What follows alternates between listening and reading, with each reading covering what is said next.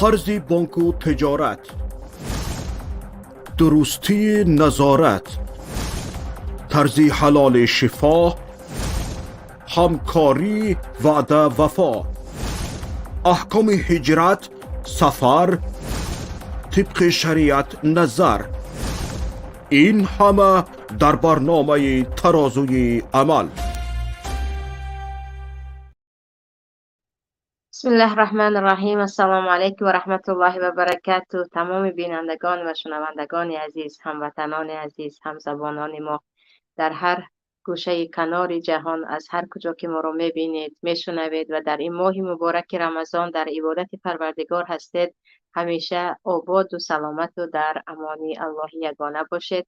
امروز همراه شما در برنامه رمضانی که دیگر در ماه رمضان قرار داریم، ماهی که دیگر ماه‌های سال هرگز مثل این ماه شده نمیتوانند و شب‌های این ماه نظیر ندارد و عبادت‌ها در این ماه به کرات زیادتر نوشته می شود و برابر این گناه‌ها هم از حجمش زیادتر نوشته می شود. در ماه مبارک رمضان می خواهم همراه شما یکی از موضوعهایی که دیگر درد جامعه، داغ جامعه و موضوعی که دیگر مردم دارند، به جای آنکه آن رو خیلی و خیلی جدی گیرند و از پی حل آن شوند، برعکس دارند به آن عادت میکنند و بعضی ها میگویند دیگر ما همین گونه خواهیم زیست. درباره قهرگی با خویش و تبار میخواهم همراه شما صحبت داشته باشم، آن هم قهرگی در ماه مبارک رمضان. پیش از همه میدانیم که قهرگی با یک نفر مسلمان جایز نیست، با یک نفر مؤمن عادی که درباره شاید در دیگر برنامه ها صحبت کنیم، اما محض درباره قهرگی خویش و تبار امروز میخواهم کمی جدیتر با هم دیگر نظر کنیم، برای آنکه عزیزان اینجا بعضی ها درباره وقت خویش و تبار شوهر صحبت می شود، گویا که خویش و تبار شوهر هیچ یک صله رحمی نیستند و با آنها قهرگی، آنها رو به خانه راه ندادن، همراه آنها تماما مثل یک دشمن بدخواهی کردن رو عادی میدانند. و این چنین مردهایی هم هستند که حتی قسم به طلاق میخورند که همراه پدر و مادرت صحبت نمیکنی، حتی قسم به طلاق میخورند که برادرت رو به خانه راه نمیدهی، حتی قسم به طلاق میخورند که فرزندان من نباید با خاله و تقایهاشون رفت و آمد کنند. یعنی تا اندازه مسئله صله رحم در بین مردم قدر خود را پایان و این چنین فرض بودنش دارد فراموش می شود که مردم دیگر به این چیز اهمیت دادن و از الله درباره صله رحم ترسیدن را دارند کم کم از خود میرانند و میدهند. بیاید ببینیم که در ماه رمضان چه خیلی گفتیم، اگر گناه ها در غیر رمضان خودش گناه نوشته شده باشد و جزا داشته باشد، در ماه رمضان گناه به کرات زیادتر نوشته می شود، چون هم انتهاک یا ناحرمتی بالای این ماه می شود وقتی کسی گناه می کند و این چنین هم دست دادنش به گناه. اینجا مسئله با خویش و تبار قهری شدن، بعضی ها گمان میکنن عادی هست، با خواهر شوهرم من صحبت نمیکنم هیچ مشکل ندارد و بر علا فرزندان خود رو هم گوشرس میکنند که عمت فلان فلان انسان است، یا بر علا با مثلا همسر برادر شوهر که دیگر خواه و نخواه آنها دو برادر هستند و همسرها با هم مشکل داشته باشند، برادرها هم با هم مشکل پیدا میکنند.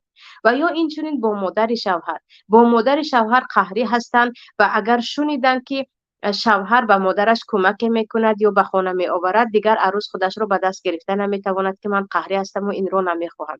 در مردها هم این گونه خصلت، ببخشید خصلت زنانه دارد افزایش مییابد که کم نیستن خواهرانی که میگویند من ماها با خواهر و برادرم رفت و آمد نمیکنم، من ماها نمیتوانم به خانه‌ام پدرم را صدا کنم به خاطر پول مغازه. بعضی از یک صحبت های ناچیزی که در بین انسانیت می شود، شوهرم مناسبتش رو ویران کرد و دیگر نمی گذارد که آنها به خانه من آیند. اما ببینید مسئله با خویش و تبار رفت و آمد کردن، حتی اگر کافر باشد هم، حتی اگر مشرک باشد هم در شریعت فرض است. یعنی الله میگوید واعبدوا الله ولا تشركوا به شیئا و بالوالدین احسانا و بذی القربى، یگانه الله را پرستش کنید و به پدر و مادر خود نیکی کنید و بیزیل قربه بعد از آن یک و یک باره به خویش و تبار خود، پدر و مادر اولین خویش و تبار، بعد از آن خواهر و برادر می ایستند، بعد از آن پدر بزرگ و مادر بزرگ و دیگر فرزندان خواهر و برادر و خاله و عمه و اینها می ایستند. یعنی این مسئله نیست که من دیگر با خواهر تو جنگ هستم، نمیخوام خواهرت رو در خانه ببینم، من با برادر تو مشکل دارم، من نمیخوام برادرت رو در خانه ببینم، من پدر و مادر تو کتی مراسو کرده نمیتوانم، دیگر پدر و مادرت رو نامش رو نمیخوام بشنوم، یا اینکه حتی حق دارم دشنام بکنم، تو باید گوش کنی. و فرزندان که آنها صله رحمی فرزندان هستند، فرزندها هم باید اینجا خاموش باشند و آنها هم در این قطع رابطه خویش تباری باید شریک باشند. ولی عزیزان این مسئله چه خیلی گفتم مسئله هست که در قرآن کریم در 3 جا الله لعنت کرده است آنی که با خویش و تبار خود قهرگی میکند، قطع رابطه میکند. و ما وقتی میگیم قطع رابطه با خویش و تبار که این را در اسلام صله رحم میگویند، قطع رابطه با یکم شده با گم نزدن میشود، بعد از این با احوال پرسی نکردن، یا اینکه محتاج است تو از دستت می آید و کمک نکردن. نگاه کنید الله در سوره محمد میگوید فهل عسیتم ان تولیتم ان تفسدوا فی الارض و تقطعوا ارحامکم. شمایان وقتی از شریعت روی میگردانید، از گفته های پیامبر روی میگردانید، در بعض تفسیرها آمده است که شمایان اهل فساد وقتی بالای مردم مدیریت میکنید، در زمین فساد میکنید و این چونین قطعی رابطه میکنید با خویش و تبار، با خویش و تبار پیوندها رو پاره میکنید و قهری میشوید، با آنها رفت و آمد نمیکنید. در دوامش الله میگوید اولئک الذین لعنهم الله. انا اینها آنهایی که در روی زمین فساد میکنند، در پهن شدن گناه و فساد و بدبختی آواره هستند و این چونین با خویش و تبار خود قهری هستند، از دستشان می آمده کمک رو به آنها نمیکنند، لعنهم الله، الله لعنت کرده است. و وقتی الله لعنت کرده دیگر هیچ خیر در انسان دیده نمی شود. هزارها قصر داشته باشد، هزارها مال و ملک و ماشین قیمت و دیگر هر چی داشته باشد، ولی نه آرامش قلبی دارد، یا یک بیماری دارد، یا یک درد سر دارد، یا بلای دیگری دارد، چون لعنت الله هست بالای او. و اصمهم و اعمی ابصارهم. و این چونین فقط لعنت کردن نه، الله گوشهای آنها رو کر میکند و چشمای آنها رو کور میکند. چگونه مگر با خویش و تبار قهر شده و کور هستند همشان؟ نه، به معنای این است که نه حقیقت رو دیگر دیده میتوانند، نه حقیقت رو شنیده میتوانند، همیشه در گمراهی و همیشه در باطل پیوسته زندگی میکنند. یعنی وقتی که خواهر عزیزی که به شوهرت تهدید میکنی اگر مادرت رو آوردی یا خواهرت رو آوردی یا برادرت رو آوردی مرا دیگر نمیبینی، من برآمده میروم یا چیزی دیگر، و یا برادر عزیزی که وقتی به همسرت میگویی و تو طلاق است اگر با خویش و تبارت رفت و آمد کردی، تو به من طلاق هستی اگر برادرت آمد یا پدرت آمد یا در تلفن صحبت کردی، بدونید که داخل این آیت داخل میشوید. آیتی که الله میگوید با خویش و تبار قطع رابطه کردی، تو بدون که لعنت من بالای تو هست، بلای من بالای تو است، تو دیگر رحمت من رو نمیبینی. پس عزیزان این دردی جامعه است، تقریبا پیدا نمیکنیم امروزها خواهر نمازخوان روزدار در سطرش در کارش، یکی میبینیم میگه نه من سالهاست با خواهر شوهرم سلام نمیدهم، فرزندش بیمار است حتی وفات کرد، من حتی تسلیت نکردم، چرا؟ بار مرا تهمت کرده بود، چرا او میخواست من از شوهرم جدا شوم.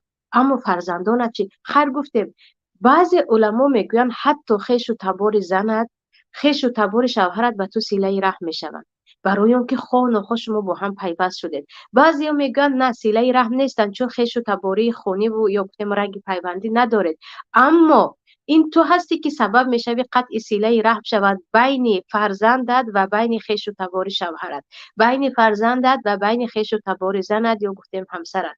برای همین وقتی که خواهر یا گفتم زن با خویش و تبار خود با خویش و تبار شوهر خود قطع رابطه کرد، فرزندها که خواه و نخواه از پی مادر می روند. و پدر هم وقتی در خانه من کرد که نامی تقویت رو نمیخواهم بشنوم، صدایش رو نمیخواهم بشنوم، به خانه نهایت دیگر فرزندها هم همین گونه می شوند. نشنیده کودکای مایده درباره تقویشان هیچ خاطرات خوبی ندارند. کودکای مایده وقتی عمهشان رو به زبان میگیرند به حقارت میگیرند. گمان میکنید کودک معصوم همین گونه به دنیا آمد، یا این مادر است که این گونه تربیت کرد، یا این سخنهای بدی پدر بود که فرزند این گونه شد. یا کودکانی هستند که از بیبی خود، از مادر بزرگ خود که جان جگر پدرشان هستند، از پدر بزرگ خود، از بابای خود خاطرات خوب ندارند، اگرچه ندیده‌اند و حتی دعا هم برایشان نمیکنند. از کجا این بدبینی نسبت صله رحم خود؟ چیزی دیگر اینجا عزیزان، نفرانی هستن میگن آخر شما مسلمای احمدی اینجا میبراید، یا مسلمای نور محمدی اینجا میبراید میگوید با خیش و تبر قهرگی گناهی کبیر است، حرام است حتی رفت و آمد کنید. آخر خیش و تبرهایی هستند که ضرر دارند. می روی زهرش را میچکند، می روی در نزدت عرق خوری میکند، می روی در خانهش قمارخانه هست، می روی یک گناه دیگر دارد، می روی ظلم بالای مردم در خانهش است. چگونه با اینها رفت و آمد کرد؟ چگونه اینها را میشود خیش و تبر گفت؟ در حقیقت حق دارد که ملامت کنید که پس خیش و تباری با این گونه انسان ها چگونه باید شد که اینقدر خیش و تبار داری میگویی. ولی عزیزان، خیلی گفتم مسئله خیش و تباری کافر مسلمان رو فرق نمی کند. حدیث در ما در صحیح هست، چی در بخاری، در مسلم، در کتاب های سنن پیدا میکنید که پیامبر صلی الله علیه و سلم به حضرت عمر پارچه که از ابریشم یا شالک به زبان روسی ما عادت کردیم کلمه ها رو بگوییم میدهند و میگویند این رو به برادرت هدیه کن. برادر حضرت عمر کافر بود، در مکه زندگی میکرد. پس اینجا پیامبر صلی الله علیه و سلم به عمر امر کردن که هدیه بده به برادرت. اسماء دختر ابوبکر صدیق رضی الله عنهم اجمعین وقتی میپرسند که پیامبر الله مادر من مشرک است، عموما نه به تو باور دارد نه به الله باور دارد، اما مرا دوست میدارد چون مادر است، میخواهد به خانه من آید، چی کارش کنم؟ پیامبر میگویند سیلی امک، رفت و آمد کن به مادرت میگویند، به آن زن، به آن مشرکنه، به مادرت رفت و آمد کن. پس اینجا ما میتوانیم در گناه آنها شریک نشویم، در ظلم آنها شریک نشویم، ولی رفت و آمد از احوالش پرسیدن. اگر گفتید خیلی نزدیک شدیم، خواه و نخواه زهرش را میچوشد، دیگر من چند روز به خود نمی آیم، پس زیاد نزدیک نشوید اما قهری نشوید و دعای نیک کردن در حق آنها را نباید فراموش کرد. اینجا صله رحم چه خیلی گفتم، اگر با سلام علیک و تسلیت دادن در مصیبت و تهنیت کردن در خرسندی باشد، در حقشان دعا کردن، علل خصوص در حق آنهایی که در حقیقت گمراه هستند و بیراه هستند. قصه ابو هریره عبدالرحمن مشهور رضی الله عنه را که هممون میدونیم، اینقدر درباره مادرشون که اصلا مسلمان نبود دعا میکنند به نزد پیامبر آمده میگویند پیامبر الله در حق مادر من دعا کن که او تماما بدین است، او مشرکه است. پیامبر دعا میکنند، دیر نگذشته مادر ابو هریره ایمان می آورند.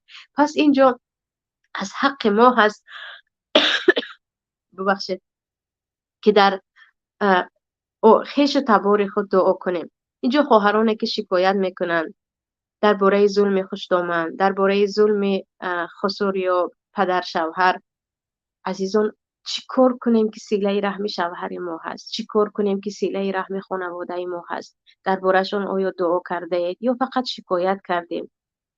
و این چونین برادرایی که دعا میکنن که یک زنه گرفتم که آیلش کلا احمق است، آیا یگان راهی رو پیشه گرفتیم که شاید آنها تغییر یابند؟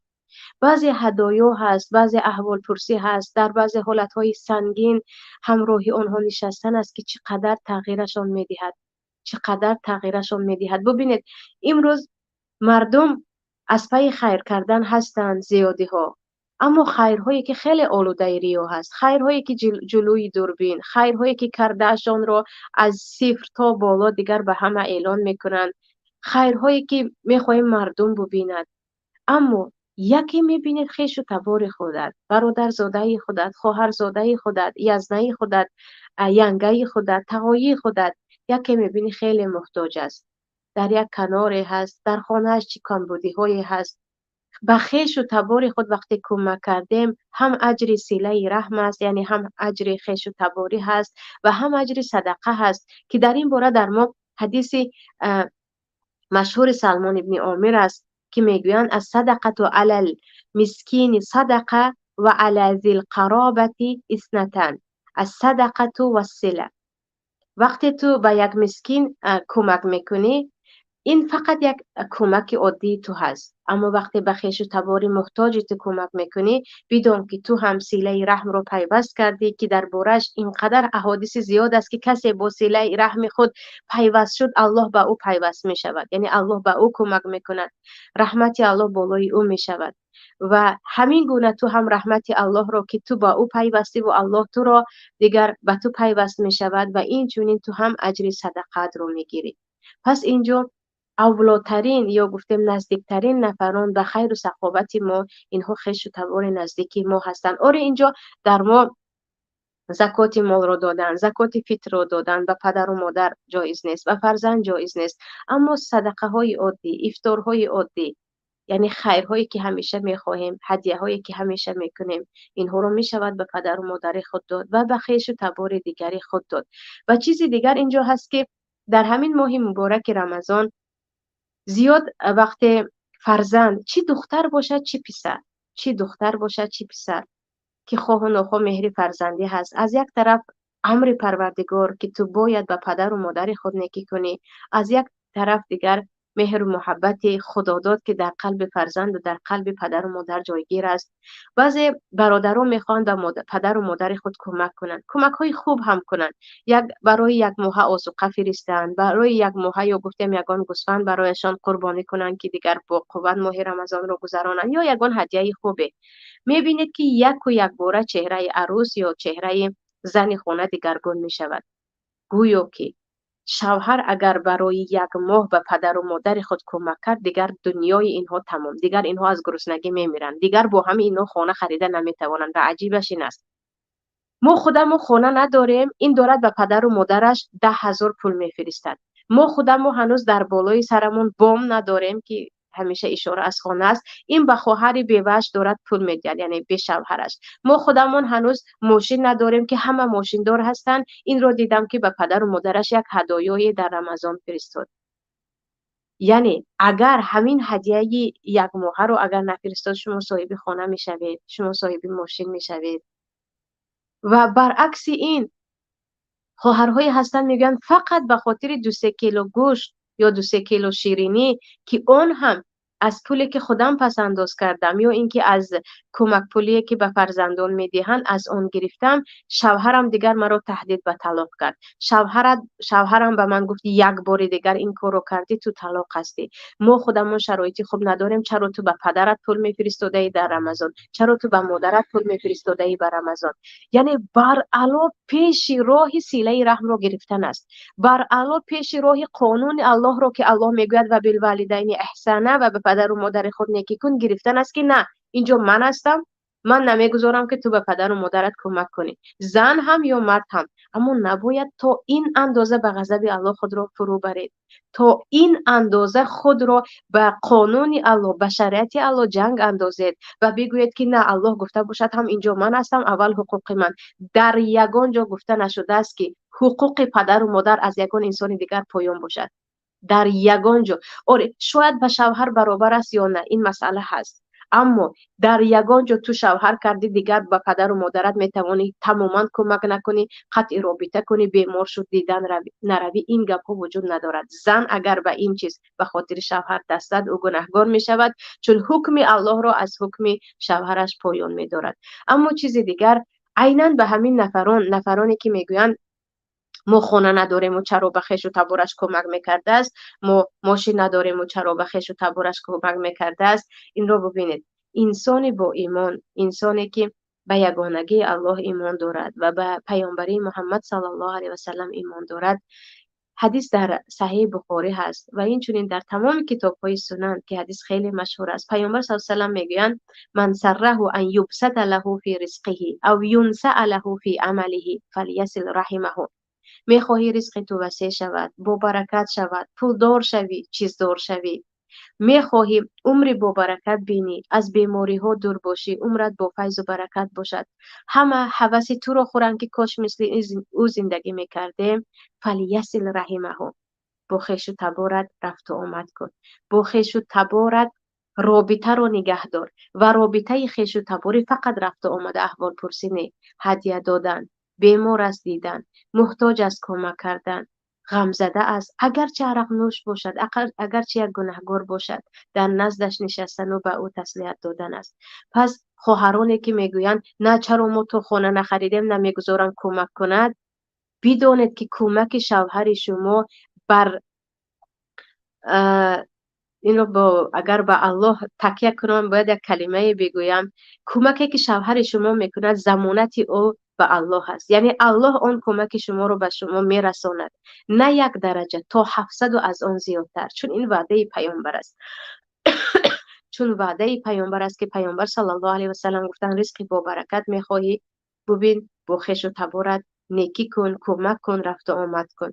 و با همین کمک ناچیز یا با یک خیر گفتیم یک کم زیاد تا 10,000 تا 20,000 شما هیچ چیز رو از دست نمی دهید. این بر زیاد می آید. فقط باید ایمان داشته باشیم، باور داشته باشیم که قول پیامبر حق است و چیزی که ما بر این چیز ایمان داریم هرگز از این غم نمیخوریم که چرا هنوز فرزندای کوچک دارد، اگر این پول رو برای فرزندهایش پس انداز میکرد بهتر بود، اگر به جای این برای من کرته میخرید یا چیزی دیگر میکرد یا یک معرکه خوشروی در خانه میکردیم بهتر بود. عزیزان، معرکه دادن یا افطار دادن در ماه رمضان ثوابی بزرگ دارد. اور در ماه حدیث در ترمذی هست، پیامبر صلی الله علیه و سلم میگن وقتی شما به روزدار افطار دادید شما اجری روزه او را میگیرید و او هم اجری روزش را میگیرد و هرگز از اجر او کم نمیشود. اما این اجر است و ثواب میگیرید، اما کمک به پدر و مادر این فقط اجر نه، این فرض است. نکردی گناهگار میشوی، اگر کردی رحمت پروردگار، برکت پروردگار برای تو می افزاید، بالای مال شوهرت، بالای سلامتیت، بالای خانوادت. و یک زمانی هست خیلی کم میشنوید، اوره زیاد گوش میکنیم از شکایت های زنها را. و چون بنده خیلی به تربیت خواهران یا گفتیم به تدریس و تعلیم خواهران زیادتر مشغول هستم، زیادتر کلمه زنها رو می آورم و چون یقین دارم اگر در جامعه ما زنها اصلاح شوند کل جامعه اصلاح می شود، کل جامعه اصلاح می شود. اینجا زنهایی که میشنوید که به مادرش همین قدر کمک میکند، به پدرش همین قدر کمک میکند، به برادرش کمک کرد، به خواهرش کمک کرد، بعد از این ما جنگی شدیم، این گونه رو خیلی زیاد میشنوید. اما زنی که من با شوهرم قهری شدم چون به مادرش کمک نمیکند، من با شوهرم جنگی شدم چون به پدرش هیچ کمک نمیکند، خواهری بیچاره دارد پروای خواهرش رو ندارد، برادری محتاج دارد پروای برادرش رو ندارد، من به خاطر الله با شوهرم جنگی شدم که سیله رحمت خویش و تبارت باید به آنها رسیدگی کنی، تو در دستت هست میتوانی، به خاطر همین جنگ شدم. این گونه زن رو نمیدونم شاید با تلسکوپ و میکروسکوپ پیدا کنید، یعنی خیلی کم هستن این گونه زنها. اما زنهایی که چرادادگویان جنگ کردن خیلی زیاد. برعکس این هم برادران و حتی خیلی متاسفم برادرانی که اهل حدیث و اهل قرآن و اهل اسلام هم بعضیشان، نه همشان، بعضیشان هستند به خاطر یک مقدار کمکی که زنشان اون هم اجازه میپرسد که اجازه بده در ماه رمضان به دست مادرم رود، به دست پدرم رود، به دست خواهرکم رود، به دست برادرم، روزها قهری میشوند و حتی چه خیلی گفتم شرط و شروط به طلاق میمونند که ما میدانیم که در مردهای ما اکثریت سلاح اساسی بمب اتمی این کلمه طلاق است که با اون میترسانند. یک بار دیگر کردی بالای تو 3 طلاق که دیگر بعد از این زن حتی راضی است که تمام عمر یک تینه به کسی ندهد. این گونه مردها زیاد هستند. اما عکس این مرد رو شنیده نمی شود که همسرم پدر و مادری تو 18 سال تو رو بزرگ کرد، من که تو رو کوچک گرفته کلان نکردم، تو که در دست من هستی با برکت بزرگ کردن پدر و مادرت از حق آنها رو باید بدانی، دنیا فقط من نیست، به آنها کمک کن، اینقدر به خود خرید نکن، اینقدر سفره خوشروی افطار و چند نمود سلات و چند نمود شیرینی و خوراک نه، به پدر و مادرت هم یک زنگ بزن ببین آنها چی میخورن، چی خورده ایستادن، وگرنه طلاق هستی. اگر با پدر و مادر خود خوبی نکردی، نیکی نکردی گویند، اینها رو هم خیلی کم پیدا می شود. پس ببینید جامعه ما به کجا رفته ایستاده است. وقتی پیامبر صلی الله علیه و سلم میگویند 2 خصلت است که الله جزایش رو در دنیا هم میدهد در آخرت هم، در دنیا هم میدهد در آخرت هم. یکی البغی یعنی بیراهگی، یا گفتیم زنا، دیگری قطیعت الرحم. دیگری قطیعت الرحم یعنی با خویش و تبار رابطه ها را کنده کردن، از احوالشون بیخبر شدن و عموما پروای آنها رو نکردن. جزای این گونه انسان ها در دنیا هم هست. و حدیث دیگر از پیامبر صلی الله علیه و سلم میگن قومی هستند هیچ اطاعت الله را نکردن، پروردگار حتی از غضب به آنها نگاه نمی کند، اما به خاطر اونکه با خویش و تبار خود رفت و آمد خوب دارند، مناسبت خوب دارند، با هم همبستگی دارند، الله دنیا دیار آنها را، جای زیست آنها را، عائله های آنها را بنیاد میکند، یعنی امن و امانی میبخشد.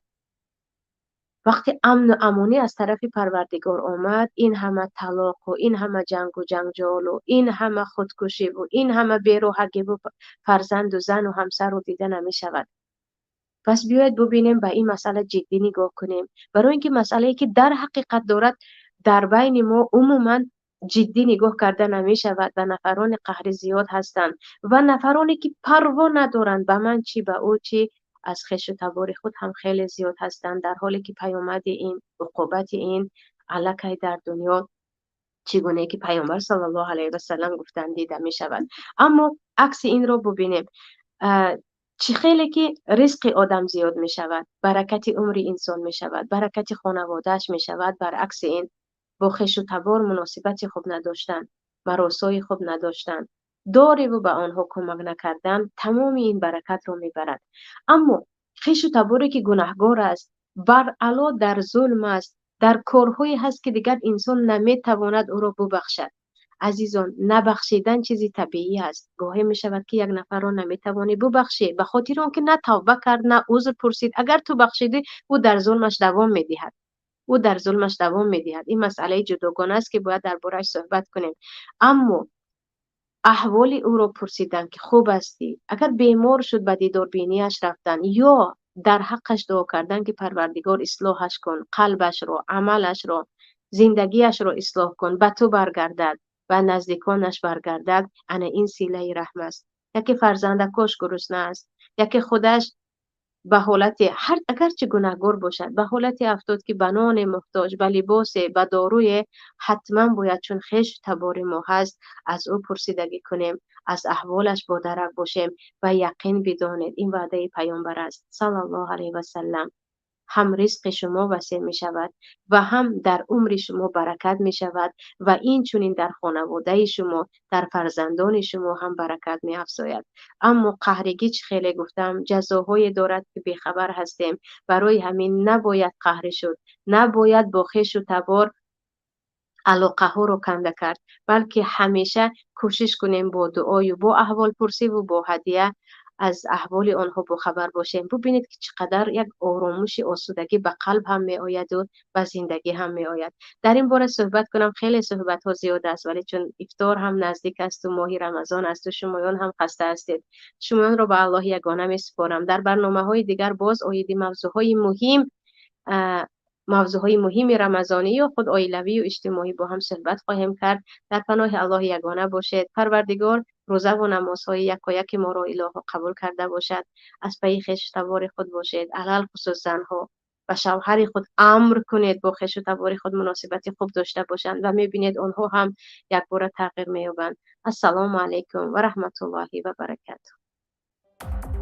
قرض بانک و تجارت، درستی نظارت، طرز حلال شفا، همکاری وعده وفا، احکام هجرت، سفر، طبق شریعت نظر، این همه در برنامه ترازوی عمل.